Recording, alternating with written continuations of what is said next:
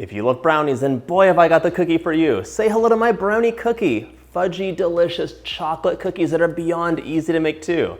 Hey, you're watching Preppy Kitchen, where I, John Cannell, teach you how to make delicious homemade dishes to share with your family and friends.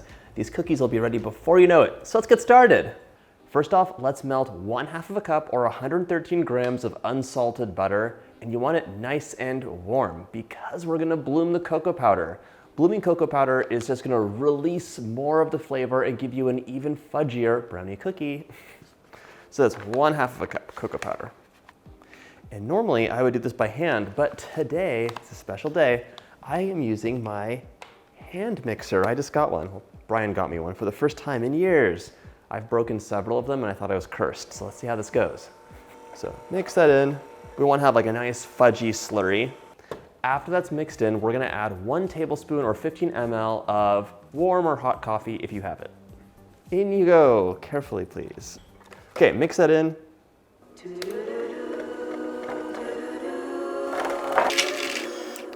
And now we're gonna add in 1 egg, and here's why I'm using the electric mixer today. It's not just for the novelty. We wanna beat the egg, the butter, and the sugars really well, because if we play our cards right, we'll get that nice crackly brownie top. But let's see how it goes. I'm not making any promises.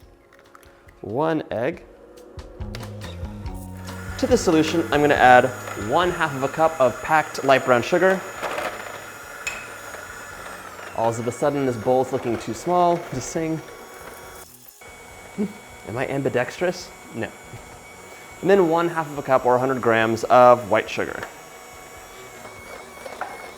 Okay, now just mixa, mixa, mixa.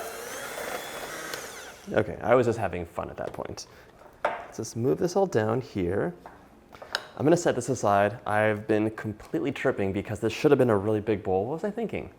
Now we're gonna have a large bowl. I'm just gonna sift in the flour and stuff.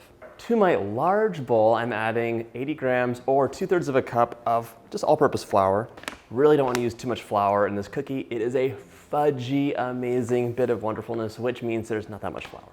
1/2 teaspoon of salt, 1/2 teaspoon of baking powder for a little bit of leavening. You don't have to sift this up, but I cannot stop. Whisk it up.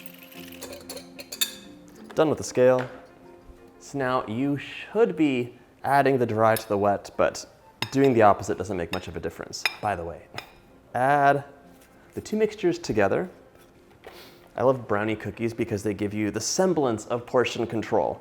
If you make my brownie recipe, which is great, you can click up here for that. You're just eating like massive pieces of brownie and you're like, I won't stop, never gonna stop. Which is great, but in a brownie cookie, you can just like have a cookie, walk away, have another cookie, walk back. I'm gonna mix this until almost combined. That's almost combined.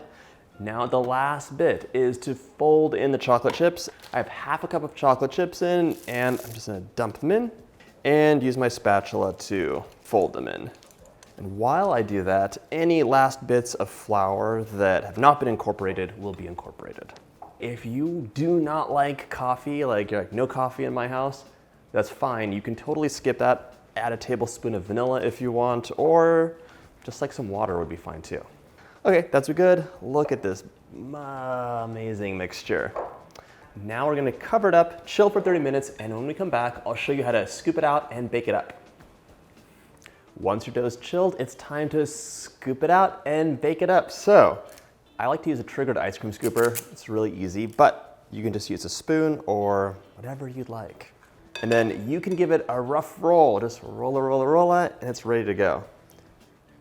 Tamp it down just a bit into like a disc shape. You don't want to have a huge ball because that inside will take forever to bake. It's always nice to give cookies a little bit of room to breathe, so don't crowd them out too much. My first batch is ready for the oven. That's 350 for about 8 minutes. They are not going to be like fully baked and hardened. They will continue to set after you take them out. You just want to see that they're like mostly baked. Into the oven you go. So ready to take a bite of this cookie, but before I do, if you like this recipe, check out my chocolate playlist. Tons of chocolate videos, brownies, cakes, the works. All right, now it's time for a bite. So good, rich, fudgy, tons of chocolate flavor. What more could you ask for? If you like this video, hit that like button and subscribe, and I'll see you in the next chocolate video.